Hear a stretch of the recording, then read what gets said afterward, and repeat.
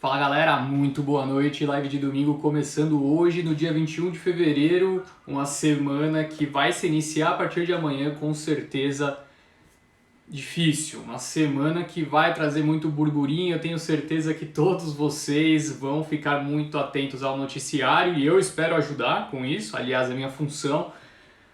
Mas assim pessoal, o noticiário de fato de 2 semanas para cá, né, fez com que a bolsa despencasse e a expectativa é que esse movimento permaneça. Eu vou abordar todos os pontos principais que nós estamos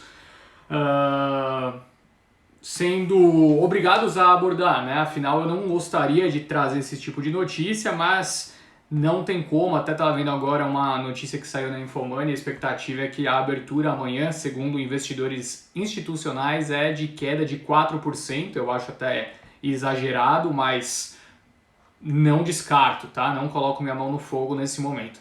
Bom, de toda forma, pessoal, eu gostaria de passar para vocês, enquanto a galera vai entrando aqui, mais ou menos o que nós vamos abordar ao longo da live, tá? Hoje a gente vai ter muita coisa para falar, 1 hora vai ser pouco, eu vou ter que acelerar. Infelizmente, vai ser bastante difícil para eu conseguir pegar perguntas, tá? Então, vão mandando enquanto eu vou falando. Se eu ver alguma coisa que vale a pena, né, ser replicada por mim, eu pode ter certeza que eu vou falar, tá? Mas de toda forma, não adianta hoje mandar tanta pergunta, porque provavelmente a gente não vai ter tempo de abordar tudo, tá?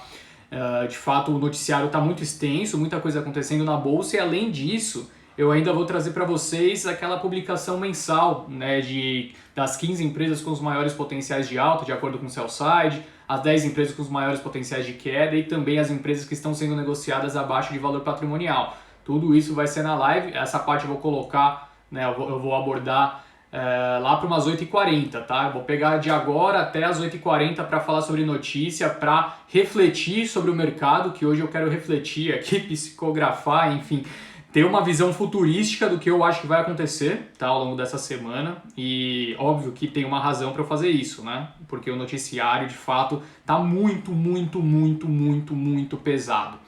Bom, de toda forma então, pessoal, aqui estamos novamente, muito obrigado pela presença de todos, domingo à noite, infelizmente já é domingo, né? Eu também gostaria que não fosse, mas fazer o quê? Temos que enfrentar a realidade, já é domingo e amanhã o bicho vai pegar.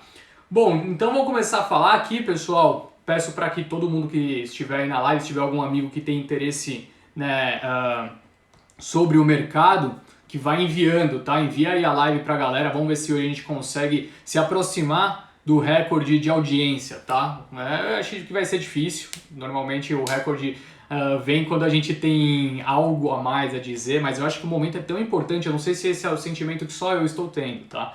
Mas o momento de fato é muito importante.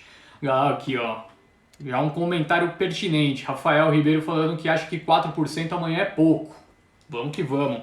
Bom, então galera, enquanto o pessoal vai entrando eu já vou começar a falar, tá? Porque senão a gente não vai conseguir abordar tudo hoje e infelizmente se alguém entrar atrasado e não pegar o começo, paciência, não vai dar tempo de ficar repetindo também o que eu disse, tá? Vamos lá então pessoal, vamos começar a falar sobre uma breve recapitulação do que aconteceu na sexta-feira, na sessão na sexta-feira, tá? Essa última semana foi a segunda semana consecutiva de queda. M. Salcati perguntando aqui o que eu acho que o Bolsonaro quis dizer com meter o dedo nas elétricas, tá? Vai tomar choque, mas eu vou falar sobre isso também. Não, pode ter certeza, Petrobras, todas as declarações que Bolsonaro acabou realizando ao longo dos últimos dias, eu vou abordar tudo isso, tá? Aliás, vai ser o principal tema da live, onde eu vou dedicar mais tempo. Achei que o principal tema da live nesse fim de semana seria, né, as 10 empresas, como costuma ser, mas não vai ter como. Dessa vez, o principal tema com certeza vai ser a expectativa para essa próxima semana, dado todo o contexto, tá?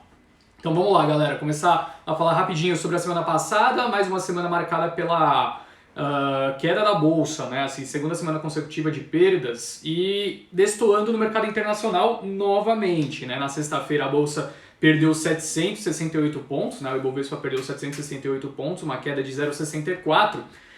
Em dia estável nos Estados Unidos e positivo na Europa, né? Aqui, obviamente, o que fez com que a bolsa perdesse na verdade 900 pontos, eu não sei se vocês chegaram a observar, mas foi a Petro, tá? Eu vou falar sobre tudo que aconteceu um pouco mais pra frente, mas a Petrobras caiu 7% na sessão, e quando você abre, né, o quanto cada empresa movimentou na bolsa, a Petro foi responsável por uma queda de 900 pontos da bolsa. E se a bolsa perdeu 770 pontos na sexta-feira, se não fosse a Petrobras, então a bolsa teria subido, né, na sexta, teria subido ali 131, 132 pontos. Tá? Então dá sim para afirmar que Petrobras foi a grande responsável pela queda da bolsa na sexta-feira, e obviamente que tem os impactos também, né, no humor geral do mercado. Então era para ter sido uma alta até maior que isso, era para a gente ter feito um movimento similar à Europa e os Estados Unidos, né? Estados Unidos estável, Europa subindo um pouco, então era pra gente ter feito um movimento similar. Mas aqui novamente Brasília brasileou, tá? Vou falar sobre isso mais pra frente. Gostaria de destacar também IRB, um papel que todo mundo gosta de ouvir, né? Eu acho que muita gente perdeu dinheiro com ele no ano passado. O pessoal tentou se aventurar para esticar o papel, fazer um negócio parecido com a Reddit, né? Com GameStop, mas eu avisei que não daria certo, né? Quem estava aqui presente se lembra disso. De toda forma, a IRB caiu mais 4% na sexta-feira após divulgação de resultados decepcionantes. Já apresenta só nesse ano perdas de 22%, tá? Se vocês se lembram do ano passado, o papel saiu de R$ 42, R$ 43, reais, caiu reto até 7 por conta de tudo que aconteceu na empresa, né? De fato foram questões judiciais, o CEO, o CFO, foi todo mundo mandado embora, né? Todo mundo pediu as contas e está sendo investigado ainda por conta de fraude, né? Então não à toa os resultados começaram a mudar muito de lá para cá, ainda mais porque veio um contexto de pandemia, né? Então você pega a abertura do resultado de IRB, né, no quarto trimestre de 2020, a companhia registrou um prejuízo líquido de 620 milhões de reais, tá? Após lucro no ano anterior, no mesmo período, de 654 milhões. Então, saiu de um lucro de 654 milhões no quarto tri de 19 para apresentar um prejuízo de 620 no quarto tri de 2020, tá? E assim, quando a gente olha, né, só para o que o mercado esperava, fica ainda mais alarmante a situação. Você pega ali a mediana das estimativas de 3 analistas, né, que foram compilados pela Bloomberg, a expectativa era de um prejuízo de 25 milhões, tá? Veio um prejuízo então de 620, dá, sei lá, mais de 20 vezes, né, umas 20 e poucas vezes a maior do que o mercado esperava. Então não à toa, né, assim, a gente viu o papel perdendo mais 4%, perdeu 80% no ano passado, né, e já perde então 22% esse ano também. A empresa informou que o índice de sinistralidade, né, foi de 92% contra 44% um ano antes. Então explodiu, né? E em comunicado o IRB disse que conforme os resultados divulgados atingiu o enquadramento regulatório referente aos índices de liquidez e cobertura de provisões técnicas, ou seja, voltou a se enquadrar aos termos da SUSEP, pelo menos desse lado é uma notícia positiva, né? De toda forma, o presidente, né, a pessoa que está à frente, né, do cargo de executivo ali do IRB, que de caso, assim, se você olhar lá para o fim do ano que vem, não vai ser mais a mesma pessoa. Eles ainda nem contrataram o CEO que deve assumir a empresa, tá? Mas de toda forma, a IRB terá lucros, então, segundo, né, a pessoa que está comandando a companhia em 2021 e divulgará a guidance após a assembleia em março. Olha lá, IRB deve ter jogado tudo de ruim nesse último resultado. Tá jogando há muito tempo, desde as últimas revisões dos resultados de mais de um ano atrás. Tá jogando e o ponto é que o mercado nunca sabe quando vai se encerrar. Essa que é a grande discussão. Quando que, né, as questões relacionadas ao passado, esses one-offs vão terminar? Ninguém sabe. E por isso que o papel não anda, tá? Por isso que cada vez mais são perdas atrás de perdas e o investidor pensa, bom, agora eu vou segurar o papel, quando bater em 7 eu vendo, quando bater 8 eu vendo. E cada vez volta mais, assim, tem que saber que a gente está no meio de uma pandemia e que o papel, a empresa, ninguém sabe o que esperar. Essa é a verdade, no mercado ninguém sabe o que esperar. A única galera que sabia exatamente o que estava acontecendo era a Esquadra, em fevereiro do ano passado. Bom, quem divulgou resultados também foi a JHSF, né? A JHSF divulgou bons resultados, registrando lucro líquido no período de 190 milhões de reais, né? Queda em relação a 2019, óbvio, mas em meio à pandemia, uma empresa, né, que está posicionada tanto, né, com uma vacância controlada, em meio, né, você pega os resultados dos shoppings, o pessoal sofrendo bastante, claro que é um segmento mais premium, né, mas apresentando de fato um resultado que me agradou, o lucro líquido foi, né, no ano, né, a 639 milhões de reais, uma alta bastante expressiva, quase de 100% na comparação anual, EBITDA também andando, né? assim, um resultado interessante, embora as ações da empresa tenham fechado estáveis, né, na sexta-feira, foi um resultado que me agradou. Bom, agora quanto a destaque que vale a pena ser mencionado aqui também, né? Local Web, todo mundo só quer saber de Local Web, o papel que não para, saiu a 17,25, o IPO há um ano atrás. Nesse momento, né, os papéis da companhia já são negociados a mais de R$34. Isso porque teve um desdobramento de 1 para 4, então você pega 34 vezes 4, dá 120, 132, era para estar sendo negociado a R$132, se não fosse o desdobramento, e saiu a 17,25. Então não para, né, de se multiplicar, enfim. E dessa vez, na sexta-feira, né, o papel subiu mais praticamente 15% após o anúncio de 2 aquisições. Abraço ao Léo Nonato Trader, para quem não conhece ainda, segue lá o Léo, faz um trabalho muito legal de trading e eu acompanho, tá, Léo? Apesar de eu não falar muito, eu sempre fico olhando assim o trabalho de vocês meio em off, tá? Mas eu acho bastante interessante, está de parabéns. E bom, sobre Local Web, então subiu 15%, anunciando mais 2 aquisições, tá?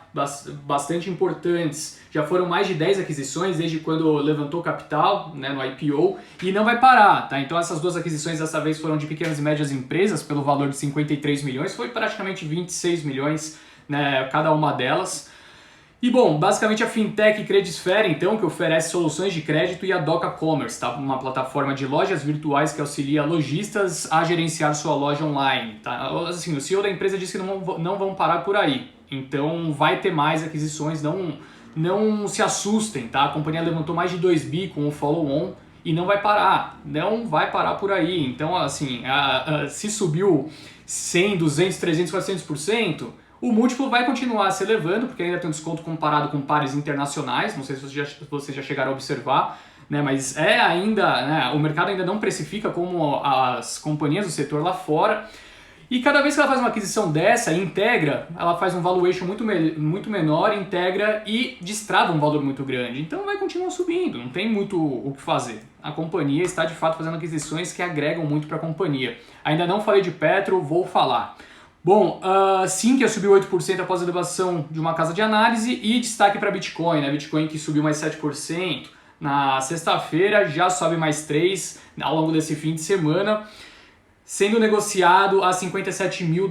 O rally não parou e não sei se vocês sabem, mas na sexta-feira o Bitcoin já atingiu $1 trilhão em valor de mercado. Tá? Já vale mais de $1 trilhão se você pegar todos os bitcoins do mundo, né, e multiplicar pelo preço que está sendo negociado, que no caso é $57 mil, então já vale mais de $1 trilhão.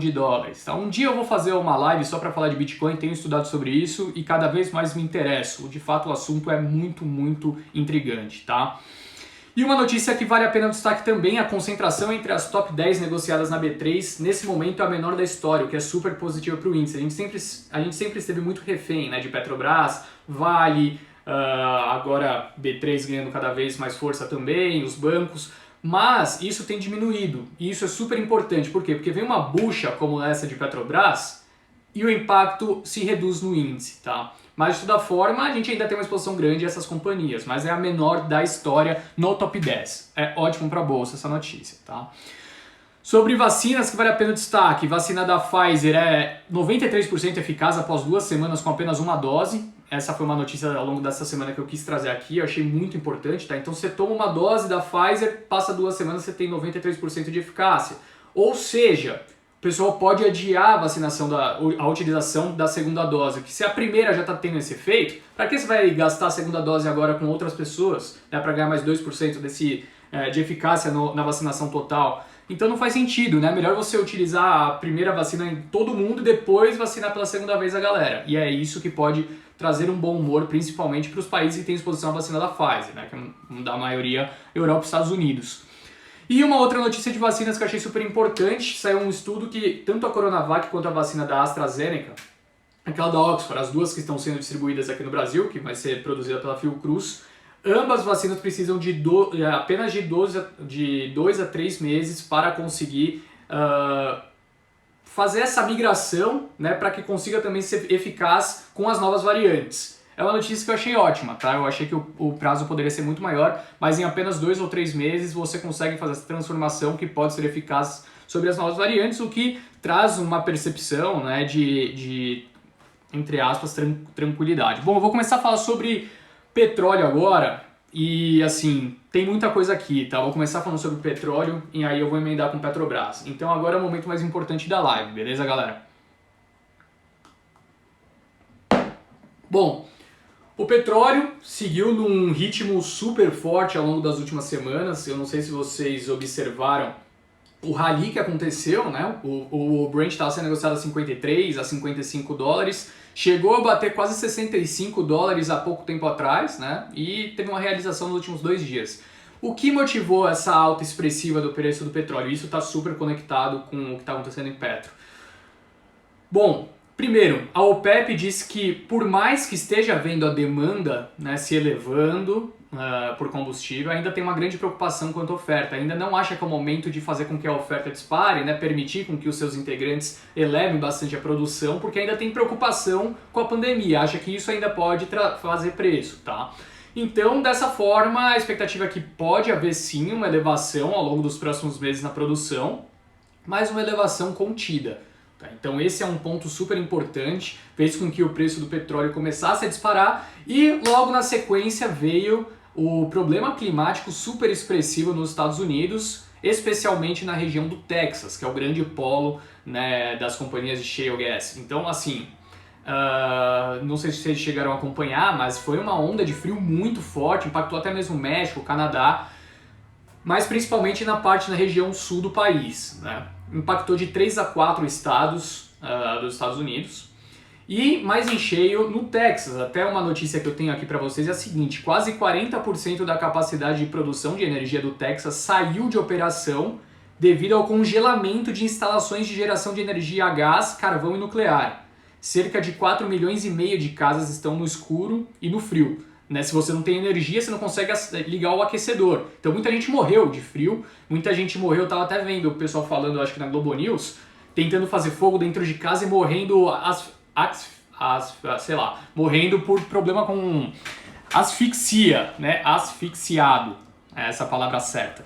Morrendo assim porque, bom, começa a emissão, né, de dióxido de carbono e você acaba respirando dentro da sua casa com tudo fechado por conta do frio, morre. Então foi uma situação caótica, muitas empresas tiveram que diminuir sua produção por lá, o que obviamente fez com que o preço do petróleo, junto com a notícia da OPEP, disparasse e atingisse os 65 dólares o barril. Começou a normalizar um pouco, é verdade, teve uma realização nos preços do petróleo nos últimos 2 dias, o Brent bateu os 62 dólares, mas fez com que esse movimento altista continuasse. De março para cá, já são mais de 200% de alta no preço do barril do petróleo. E era óbvio, era evidente, né, que a Petrobras teria que fazer esse movimento de elevação nos preços, tanto da gasolina quanto do diesel. Não sei se vocês sabem, o Brasil de fato ele produz muito petróleo, né? Ele extrai muito petróleo.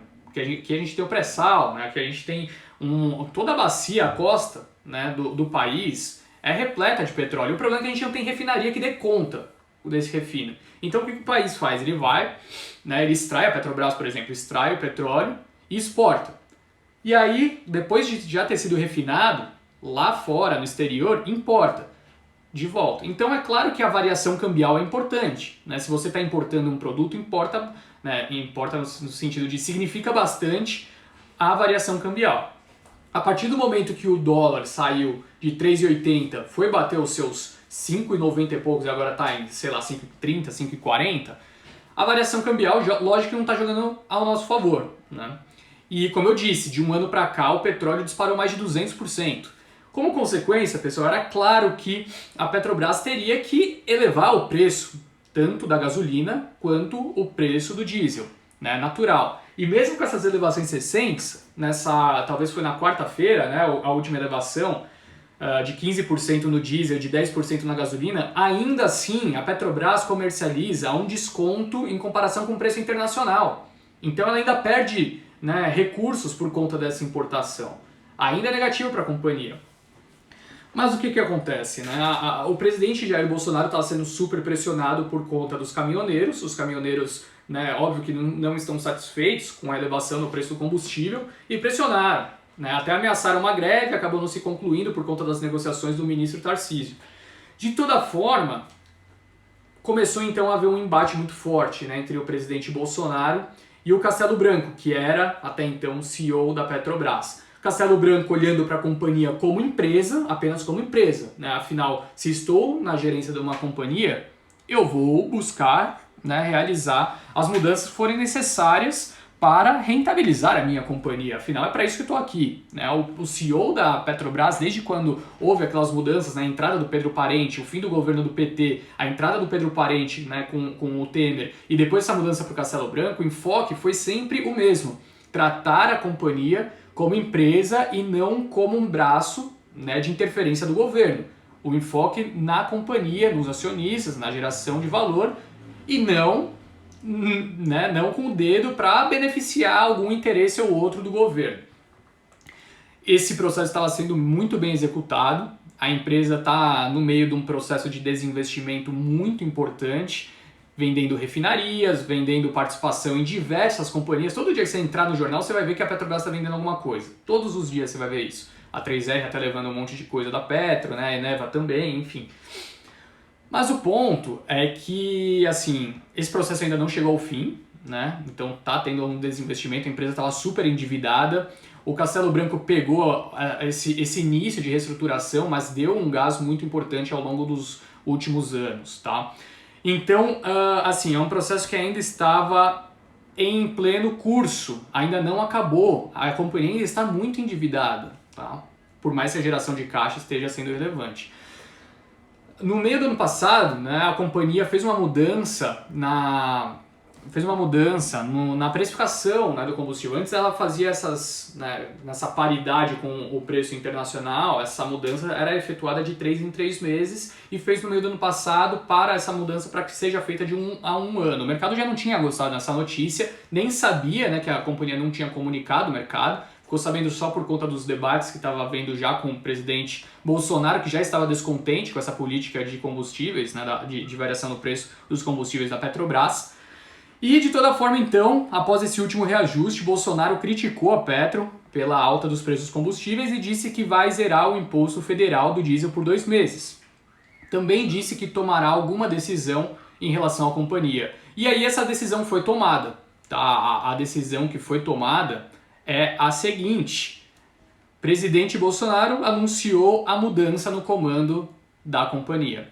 E a mudança no comando da companhia com alto impacto no mercado por conta de 2 fatores. Castelo Branco ia fazendo uma mudança super importante no aspecto de gerência da empresa. Afinal, por mais que seja uma estatal, o enfoque não era mais agradar o governo. O enfoque era trazer lucro para a companhia, como qualquer outra empresa do mundo, né? Que não tem a grande interferência do governo. E o anúncio de substituição preocupou muito o mercado, tá? Preocupou muito porque quem vai substituir é um general. Por mais que tenha, né, um background aí de comando de uma companhia super importante, que era Itaipu, né?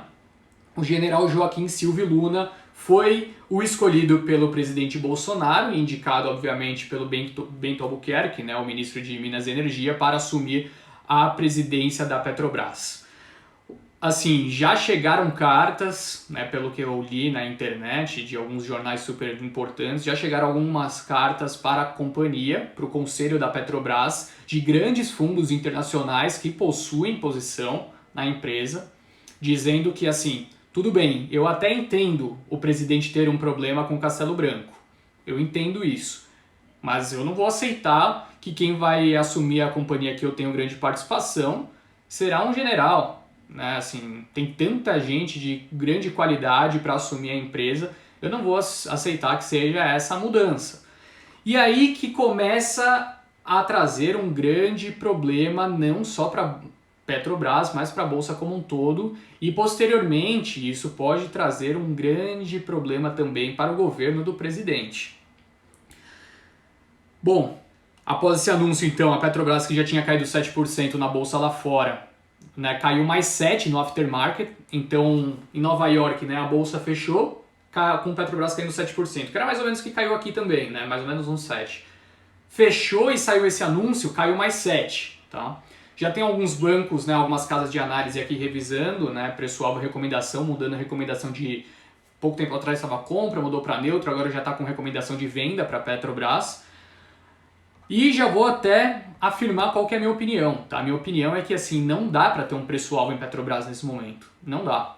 E o porquê não dá para fazer, estimar um preço-alvo? Porque assim, quando eu leio bastante a opinião da galera, principalmente no Twitter, e o pessoal falando, né, não, Petrobras a R$ 24 para mim é compra sem pensar duas vezes, Petrobras a 23 é para raspar, Petrobras...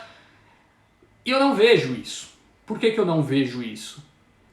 Porque para você ter um preço-alvo de uma empresa, você tem um valuation. Aquele modelo no Excel, chato pra caramba, que assim, só quem trabalha na área vai saber entender o que está acontecendo, mas é uma conta enorme, né? Que você traz a valor presente, o fluxo de caixa da companhia ao longo do tempo. Né? Você estima a perpetuidade, o fluxo de caixa, né, anual, tem uma taxa de desconto, traz isso ao valor presente e você chega então num preço-alvo para a companhia. Né? Você chega num preço-alvo para uma Petrobras. Só que para você estimar essa geração de caixa ao longo do tempo, você tem que utilizar premissas. E as premissas variam, né, de pessoa a pessoa. É claro, cada analista tem suas premissas. Quanto a economia vai crescer, quanto o preço do petróleo, né, vai variar com o passar do tempo. Enfim, tudo isso é premissa. E por isso que tem preços-alvos diferentes para cada empresa. Cada analista tem sua premissa. Agora o ponto, e que eu acho até engraçado, né, ver algum pessoal já afirmando que o preço da Petrobras deveria ser tanto, enfim. O ponto em questão é que não dá para estimar a geração de caixa da companhia ao longo do tempo, sendo que, no meu ponto de vista, nem o presidente sabe qual vão ser as medidas, né, quais vão ser as medidas que serão determinadas para reduzir esse desânimo, esse combate que está tendo atualmente entre a empresa e o governo. O que vai acontecer agora? O general Joaquim Silvio Luna vai assumir, e é claro que o enfoque dele não vai ser 100% na companhia. Se fosse, né, na geração de caixa da companhia, se fosse, não teria por que trocar o presidente da empresa. Né? Por que ia trocar o Castelo Branco agora? Então, é óbvio que vai ter, né, como ele já afirmou isso, eu trouxe até aqui a declaração. Ó, o Silvio Luna disse o seguinte... Putz, será que eu não trouxe aqui? Ah, eu trouxe sim. Ele disse a seguinte frase, tá? Saiu no broadcast exclusivo. Silvio Luna defende equilíbrio entre acionistas e sociedade na Petrobras. Então o enfoque da Petrobras vai ser nos acionistas, mas em equilíbrio com a sociedade. Ou seja, não vai ser tratado como qualquer empresa. Você acha que, por exemplo, a Cosan, quando está determinando o que vai fazer, determinando seu guidance, quanto vai a margem, enfim, do seu segmento de distribuição, ou você acha que ela pensa assim, não, ó, quanto que a sociedade entra na conta aqui, eu vou dar um desconto de 10% porque eu sou amigo da sociedade. Não existe isso. O Itaú, você acha que o Itaú faz isso? Não, vou diminuir aqui, né, o crédito consignado, vou diminuir a taxa do crédito em 20% porque eu sou amigo da sociedade. Não, nenhuma empresa do mundo faz isso. Nenhuma empresa do mundo. Só as que possuem interferência do governo em cima delas. Assim, o nosso histórico é esse? É esse. No Brasil sempre foi assim que aconteceram as coisas. Mas o ponto em questão é que, no meu ponto de vista, isso tinha mudado. Quando o Temer assumiu e começaram a profissionalizar Banco do Brasil, profissionalizar a Petrobras, profissionalizar a Eletrobras, sempre quando isso ocorreu, né, esse movimento ocorreu, o enfoque foi na companhia, geração de caixa, desinvestimento. Não é à toa que está tendo um processo enorme de desinvestimento. Se não tivesse que desinvestir, né, se tivesse continuado com essa máquina enorme, para que a companhia estaria realizando, né, esse processo de venda de refinaria? Todo mundo em 2016, 2017 estava amando esse noticiário. O problema é que agora começa a surgir uma politização. E eu sei que tem muita gente que é muito fã do presidente, e tudo bem ser fã de um presidente, gostar dele, enfim, isso eu não tenho nada contra, mas o ponto é que todo mundo ali em 2016, 2017 tinha esse discurso na ponta da língua. A Petrobras tem que ser privatizada, não dá mais para viver dessa forma, tem que enxugar a máquina pública, e o que está sendo executado agora é o oposto. Tá trocando tudo que foi prometido naquele momento de campanha, privatizações, Paulo Guedes falando, vamos bater 1 trilhão em privatizações. O que foi privatizado de importante até agora? Nada. E esse é o ponto em questão. O André Brandão, o Brandão, CEO do Banco do Brasil, o que ele fez? Quando ele foi contratado, exatamente para enxugar, né, os custos do Banco do Brasil, tornar um banco mais eficiente, já que tem uma grande dificuldade, né, por ser uma estatal, não consegue fazer os desinvestimentos tal como são realizados nos outros bancos. O Bradesco fechou mais de 1.000 agências no ano passado. O que o Brandão fez? Anunciou um plano de fechamento de agências, de demissão voluntária. E o que aconteceu? Quase foi demitido por fazer exatamente o que era proposto, né, naquele momento de campanha em 2018. O Ferreira Júnior, um dos nomes mais reconhecidos no setor de energia, pediu demissão da Eletrobras, porque ele viu que nada ia andar, a privatização não ia andar. Então as promessas que foram feitas, e até mesmo o Paulo Guedes, a pessoa que, honestamente, a pessoa que eu olho no governo e de fato me inspira, eu vejo aquele cara falando e acho sensacional. Ele sabe de tudo e sabe como atacar os problemas do país. O problema é que ele não consegue fazer nada. O problema é que prometem a ele algumas coisas e ele abre mão de coisas que ele gostaria de fazer, né, para jogar esse jogo, que de fato Brasília você tem que negociar. O problema é que nunca a contrapartida que o favorece tem andamento. Ele abre, né, a mão do que ele determina e não consegue então dar andamento às suas pautas. E é isso que está acontecendo agora. E aí que eu quero fazer nessa essa união, essa conexão do que está acontecendo com a Petro e o impacto na Bolsa, não só em Petro, tá? Um impacto de fato que tem relevância para toda a Bolsa. A gente já viu na sexta-feira os vértices mais longos da curva de juros se inclinar. Para quem não sabe isso daí, né, o pessoal começa a falar o seguinte, está havendo a curva está abrindo. Né? O que significa a curva abrir? Até eu costumo fazer. Isso daqui é a curva fechada, ó, quando ela está reta, ou seja, quando você está com, né, os juros aqui que vai pagar 2021 muito próximo do 2025. Isso representa que os riscos ao longo do tempo são reduzidos. Né? E quando ela abre, então você estava aqui, ela abre, quer dizer que os vértices mais longos estão pagando mais. Isso quer dizer que os riscos estão elevados. Né? E começou a abrir, o DI 27 e 28 foi embora. E a expectativa agora para segunda-feira, já que tudo que foi, né, prometido e o mercado precificou, colocou no seu modelo, pode não ser concluído, pode não ser verdade. A gente está vendo o governo deixar mais do que claro que essas pautas na verdade não significam nada para o governo. E a expectativa então é que essa curva abra cada vez mais. Os juros mais longos, os vértices mais longos devem se elevar e por consequência, né, o ímpeto do investidor em colocar o dinheiro em renda variável, né, vai lá embaixo. É esse que é o ponto. Por que eu vou investir na bolsa se o DI 27 vai estar me pagando, sei lá, 9, 10%, como era antigamente? Né? Por isso que os rentistas viraram referência no país. Todo mundo fala, rentista, você tinha até na época lancha, né? O pessoal falando, quem tinha adesivos colados em lanchas, quem pagou essa lancha foi o DI, uns negócios assim. E é isso, né? Cada vez menos as pessoas vão ter interesse de entrar na bolsa, quem tem o dinheiro em bolsa vai mudar para renda fixa, e óbvio que você tendo, sei lá, na expectativa aí de uns 40 IPOs no ano, chutando aqui, não sei, 40 IPOs no ano, e além disso a curva abrindo, é natural que o índice não vai conseguir subir de forma alguma. A gente vai ver cada vez mais isso acontecendo. Nova York batendo máximas históricas, Europa batendo máxima, até Japão que ficou 25 anos sem conseguir bater máximas, batendo agora, e a gente travado. Né? Então é esse o ponto. Perguntaram aqui se a live fica salva, sim, fica, tá? Então essa é a grande preocupação. Os impactos não são limitados à Petrobras. Os impactos, o risco, a desconfiança, ainda mais por ser a Petrobras, acaba descorrendo por todos os ativos da Bolsa. Tá? Então não tem esse discurso, não, beleza, eu vou comprar Petrobras a 22, maravilha. Como você vai comprar Petrobras a 22 e achar que é um bom valor, né, um resultado, um preço que você vai comprar e vai obter um bom retorno a longo prazo, se você não consegue afirmar qual que vai ser a política de preço da empresa, o quanto a empresa vai gerar de caixa, se ela vai ser utilizada como máquina pública novamente para alguma outra questão, né? Então, assim, eu não consigo afirmar, sinceramente. Tá? Então, esse é o ponto.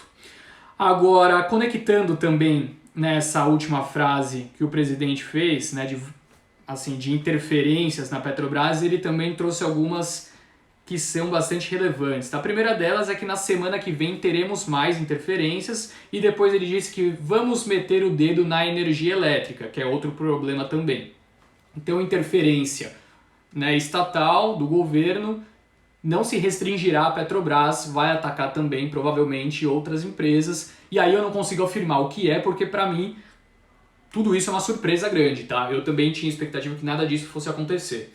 Eu tinha boa perspectiva para esse governo, eu tinha boa perspectiva principalmente por conta do Salim Matar na privatização, tinha boa expectativa por conta do Guedes no Ministério da Economia, mas a verdade é que os nomes que foram colocados são muito bons, mas a dificuldade da articulação do governo lá atrás e o quanto ele teve que ceder ao Centrão tem feito, né, tem criado essa dificuldade dele conseguir implementar principalmente as privatizações, né? Assim, eu ainda acredito que as reformas vão passar esse ano. Que, né, assim, pelo menos há nesse momento um alinhamento entre o presidente, o Pacheco no Senado e o Arthur Lira, né, na Câmara. Esse alinhamento existe, o Centrão está contribuindo, a gente viu, por exemplo, né, a pauta do Banco Central tendo andamento, né, conseguiram então a votação, a expectativa é que a PEC emergencial ocorra também ao longo da próxima semana, então isso está tendo andamento, né, isso pode de fato fazer preço. Eu tenho, né, uma boa perspectiva quanto a isso. Mas, de toda forma, as interferências têm me preocupado demais e eu já expliquei o porquê. Beleza? Bom, vamos lá então. Agora, dediquei um bom tempo a isso. Eu disse que eu ia dedicar, mas a gente ainda tem outros pontos. Eu vou passar agora as notícias corporativas, tá? O que deve fazer preço, principalmente para as ações ao longo dessa semana, né? Diferentes setores que podem ser impactados. Essa notícia eu trouxe no Morning Call da Guide na sexta-feira, mas eu preferi repeti-la aqui, tá? Porque eu acho que tem muita gente que não assiste lá e vale a pena prestar atenção, que eu acho interessante. Fernando, eu gostaria de poder falar de CSN Mineração, mas eu não posso, tá? Infelizmente a gente tem pelo menos 2 meses sem poder opinar sobre o ativo que acabou de fazer um IPO, porque a gente participa da distribuição, tá? Então a gente não pode dar opinião. Enfim. Bom, os 5 maiores bancos do país, Itaú Unibanco, Bradesco, Santander, Banco do Brasil e Caixa, ainda tinham em dezembro um saldo de 353 bilhões e 500 milhões de reais em contratos de crédito cujos pagamentos foram prorrogados durante a pandemia, tá? Então, assim, ainda tem essa questão, a preocupação, né, de o quanto a expectativa, se já é recorde de audiência, não, o recorde de audiência na verdade é bem maior que esse, tá? Um dia que eu trouxe também essas pautas aqui relacionadas às top 15 empresas maiores perspectivas de alta e bateu 180. Mas os bancos ainda possuem então alta exposição a créditos que não foram cobrados por conta da pandemia, tá? Então é um setor que está tendo dificuldades em andar e os riscos fiscais, pessoal, impacta pesadamente, né? Assim, de forma magnífica no setor financeiro. Então se você tem posição também, né, no setor que não tem andado, vai ser difícil a gente ver o setor se destoando, principalmente por conta das perspectivas incertas, né, quanto ao futuro econômico do país, fiscal principalmente, que tem impacto direto no setor financeiro, mas também, né, referentes à pandemia. Enquanto a vacinação não andar, esses créditos provavelmente não vão ser pagos e podem se traduzir em inadimplência a longo prazo, tá? Bom, uma notícia super importante que saiu na sexta-feira após o fechamento do mercado e, curiosamente, né, a B2W subiu 7% ao longo desse dia e ninguém sabia o porquê, mas quando saiu, quando o mercado fechou, tivemos a seguinte notícia. A B2W e as lojas americanas iniciaram um estudo para combinar suas operações. A expectativa é que a B2W incorpore as lojas americanas para poder fazer uso dos créditos fiscais acumulados após diversos trimestres com resultados negativos. Então, uma notícia super interessante para as duas companhias. Primeiro, você enxuga muito custo, né, integrando a operação. E você pode, obviamente, né, gerar muita sinergia. São empresas que hoje já possuem uma participação grande uma na outra, né? Lojas americanas possuem 60% da B2W. Mas essa combinação de negócios, você conseguiria, então, traduzir um movimento que, por exemplo, a Magazine Luiza tem, que é ser muito forte tanto no digital, né, quanto no varejo físico. Então, fica atento, se você tem posição em B2W e lojas americanas, pode fazer preço. Uma outra notícia super importante que saiu também, né, depois que o mercado fechou, é a seguinte: a negociação do açaí, né, para começar a ser negociado então na B3, então vamos lá de novo, só Voltando a falar sobre isso, o Pão de Açúcar conseguiu a aprovação da B3, né? Eu já tinha falado sobre isso, que estava buscando essa aprovação e conseguiu agora da B3 para a cisão do braço de atacarejo, a rede Açaí, né? Eu acho que todo mundo conhece a rede, super conhecida, e a entrada da subsidiária no novo mercado. Então as ações do papel com o ticker ASAI, ou seja, ASAI 3, começarão no dia 1º de março. Dia 1º de março você vai poder comprar diretamente o braço de atacarejo então do Pão de Açúcar. Isso é super positivo para os acionistas do Pão de Açúcar, porque o açaí cresce, né, a um ritmo muito superior ao braço de varejo, né? E, bom, obviamente você consegue então destravar um valor grande para o acionista, já que o açaí estava dentro do bolo, né? Agora você tendo a posição direta no açaí, você consegue destravar um valor importante no ponto de vista do acionista. Bom, ainda tivemos alguns anúncios de aquisições, né? A Ambipar seguiu comprando, dessa vez informou a aquisição de 100% das cotas da Orion, que é uma empresa sediada em Alberta, no Canadá. A Orion tem mais de 25 anos de atuação no mercado canadense, no segmento de resposta à emergência e serviços de limpeza industrial, né? A Ambipar fez aquisição recentemente no Reino Unido, nos Estados Unidos, no Canadá também, tá? Então 3 aquisições e ampliando o escopo, tal como foi prometido no prospecto da sua oferta. Bom, o que mais? A Sanepar informou que a AGEPAR irá avaliar sua solicitação relativa à compensação de valores envolvendo a substituição do IGPM pelo IPCA na segunda revisão tarifária, que está em andamento. Tá? A solicitação se refere ao reajuste tarifário do ano de 2020. Mais uma vez, pessoal, isso é um ponto importante. Tá? Também a Sanepar é um case, um exemplo de interferência do governo que prejudicou muito as ações da empresa. Opa, desculpa pessoal, tive um probleminha aqui com a internet, acho que vocês notaram. Mas o que eu estava falando é o seguinte, Sanepar também é um exemplo de interferência do governo, tá? Então a empresa que teve a substituição sendo feita, além disso não houve cobrança, né, por um grande tempo por conta da pandemia, fez com que os papéis da empresa despencassem recentemente. Bom, de toda forma, pode haver então essa avaliação da AGEPAR e trazer um bom humor para o papel, mas é algo que ainda pode ocorrer mais para frente, tá? Bom, seguindo aqui sobre uma notícia bastante importante para 2 bancos de estados, a Caixa deve ficar com mais de 40% da bandeira dos cartões Elo. Tá? Então o banco estatal que hoje tem quase 37%, né, de participação vai ganhar parte da fatia do Bradesco e do Banco do Brasil após um novo cálculo das participações. Agora, vamos falar rapidinho sobre as ofertas que estão ocorrendo, que a gente ainda tem que debater sobre as empresas que possuem os maiores potenciais de alta. Né? Então vamos lá.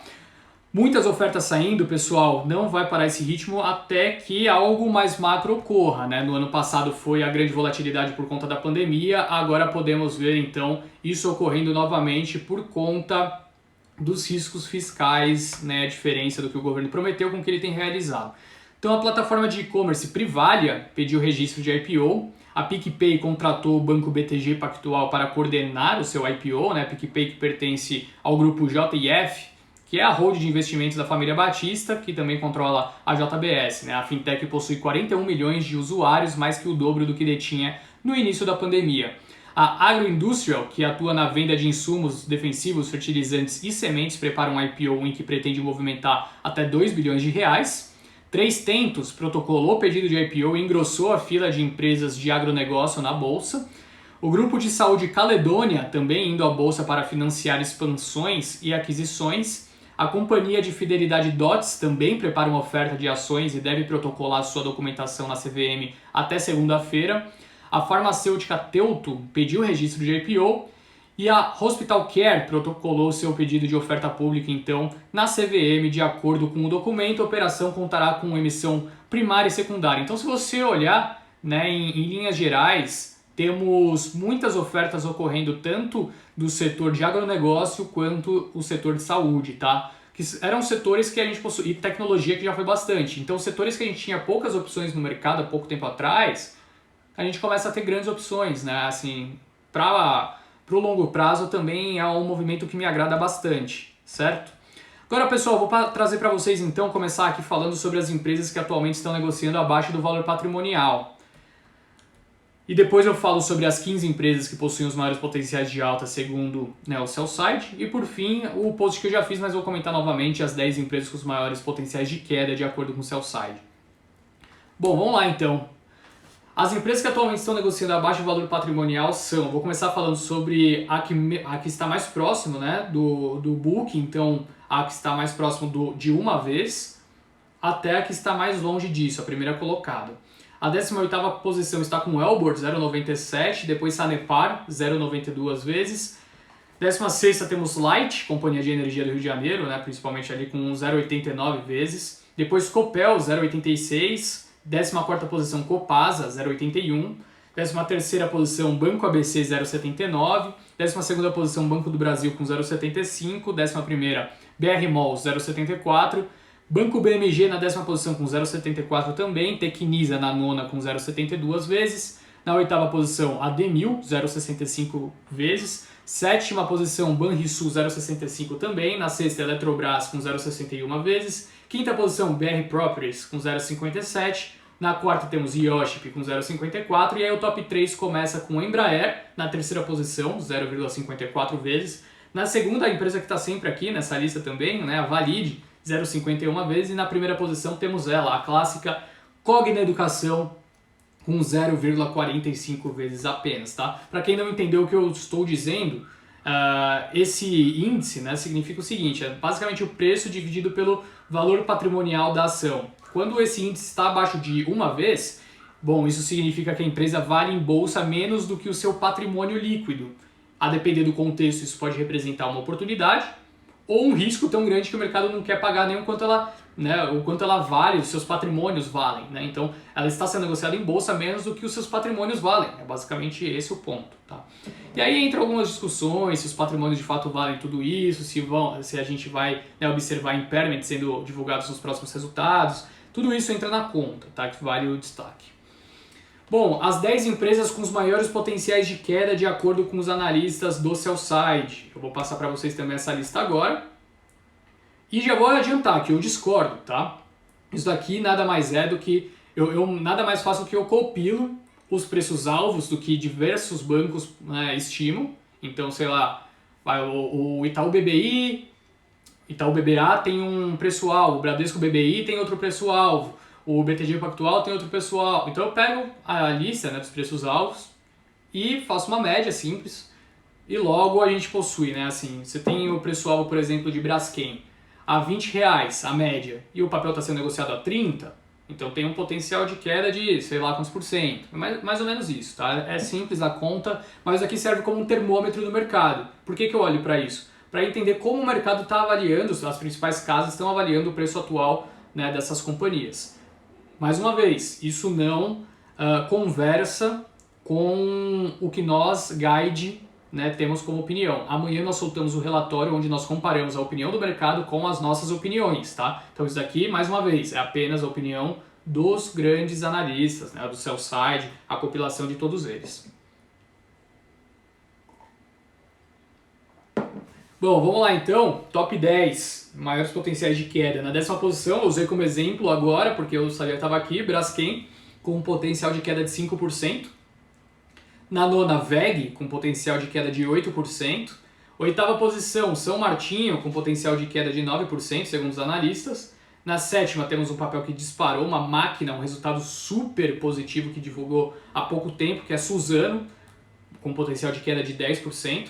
Na 6ª, uma empresa que também disparou recentemente, até anunciou, né, o CEO da Lufthansa disse que está em negociações com a Airbus, com a Boeing e também com a Embraer, que é a 6ª posição, né, para fazer aquisições, disse que não vai parar a compra, né, de jatos, enfim. Então, assim, tem andado bastante, o backlog do quarto trimestre também foi bastante forte. 10ª posição, na 6ª posição, com potencial de queda de 10%, para a Embraer, segundo os analistas. Na 5ª temos outra companhia do setor aéreo, que é a Azul, potencial de queda de 11%, segundo os analistas sell-side. Na 4ª, SLC Agrícola, com potencial de queda de 12%.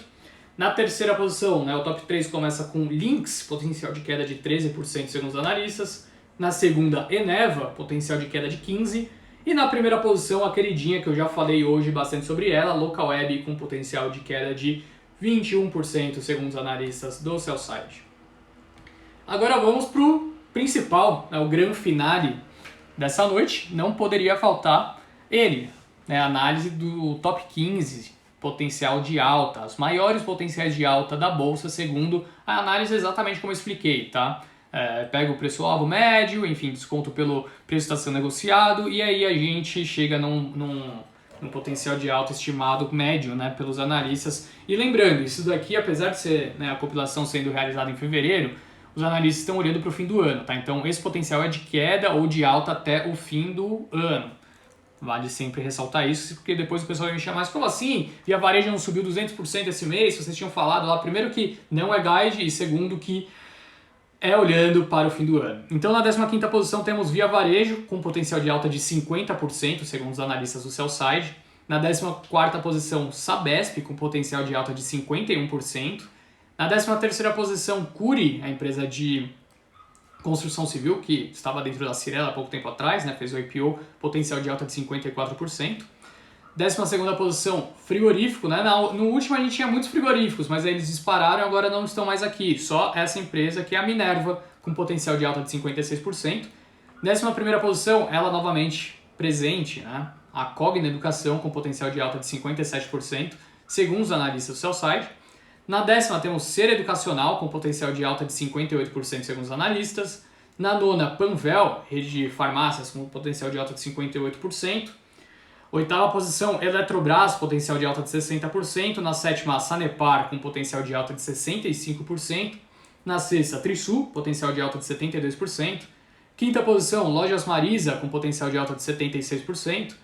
E aí começamos então, né, a falar sobre as 4 empresas com maiores potenciais de alta. E das 4, 3 são do setor de construção civil. Isso me chamou bastante atenção. Na verdade, temos Cury, Trisul, a 4ª posição, que é Lavi, com potencial de alta de 81%, segundo os analistas do Sell-Side. Aí a 3ª posição, novamente uma empresa do setor, Tecnisa, com potencial de alta de 88%. A medalha de prata fica com Plano & Plano, mais uma do setor de construção civil, potencial de alta de 98%, ou seja, de 15, né, 5 são de construção civil, 1/3. Significa que o setor pode estar descontado, mas é um setor que é altamente influenciado pela curva de juros. À medida que a curva, né, abre, obviamente o pessoal prefere investir em outras empresas. Primeiro porque o financiamento imobiliário lá para frente, né, vai ser mais difícil de ser obtido. E além disso, porque são empresas que pagam muitos dividendos. Então, se você tem bons retornos sendo obtidos com os vértices mais longos na renda fixa, por que você vai se propor ao risco, né, do mercado? Não faz sentido para receber dividendos. É mais fácil você investir na renda fixa. Então, é um setor que está bastante descontado segundo o mercado, mas pode haver revisões, então, muito em breve, com essa perspectiva, né, mais negativa para o fiscal brasileiro. E na primeira posição temos CVC, né, a empresa que está sempre aqui no top 3 e até voltou bastante recentemente, né, perdeu ao longo do último mês aí dessa compilação que eu faço, perdeu 6%, dessa vez segundo análise média, né, dos analistas, um potencial de alta de 121%, beleza? Então é isso, pessoal, hoje eu prometi que tinha muito conteúdo aqui e de fato, né, assim, eu vi que tinha alguém aí meio desgostoso das minhas opiniões quanto a economia, quanto ao futuro da Petrobras, e honestamente pouco me importo, tá? Então não me importo com isso, essa é a minha opinião, e também, né, não sou o dono da verdade, posso estar errado aqui, tem grandes chances até que eu esteja errado em algum ponto, mas faz parte, né? No mercado a gente tem que dar opinião, se a gente não der opinião não faz sentido a gente estar aqui. De toda forma, pessoal, é isso então. Gostaria de agradecer mais uma vez pela presença de todos e ficar atento, eu vou postar, tá, no meu Instagram, aí também nas redes sociais, esses potenciais de alta, para ficar mais fácil. Eu sei que eu falo rápido, às vezes você não consegue anotar, então vai estar tudo postado aqui no Instagram, também no Twitter, enfim. Obrigado aí pelos elogios, muita gente elogiando e, bom, voltem de novo aí domingo que vem. Às 20 horas estarei aqui, meu trabalho é esse, né? Então domingo que vem, às 20 horas estaremos de volta, enfim. Mais uma vez eu gostaria de agradecer pela presença de todos, encerrando a live por aqui, um ótimo fim de semana e uma ótima semana também que se inicia para todos nós. Segurem as pontas, apertem os cintos que vai ser uma semana tensa no mercado, beleza? Valeu galera, até mais, tchau, tchau.